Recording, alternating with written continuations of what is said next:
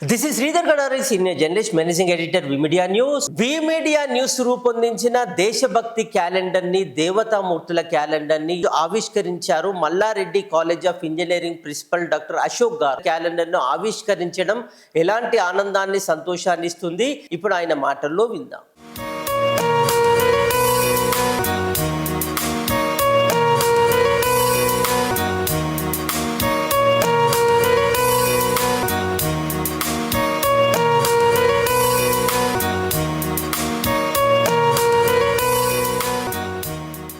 మనం స్వేచ్ఛావేలు పిలుస్తూ మనము సుఖంగా, సంతోషంగా మన సమాజంలో ఫ్యామిలీతో బతుకుతున్నాం అంటే ఎంతోమంది సైనికులు వాళ్ళ ప్రాణాలు త్యాగం పణంగా పెట్టి బార్డర్స్లో పనిచేస్తున్నారు.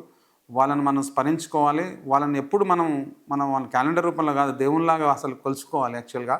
ఎందుకంటే ప్రత్యేకంగా నా యొక్క ముఖ్య ఉద్దేశం ఏంటంటే పర్సనల్ ఏంటంటే గురువు, రైతు, సైనికుడు, ఈ ముగ్గురు చాలా ప్రాముఖ్యం సొసైటీలో.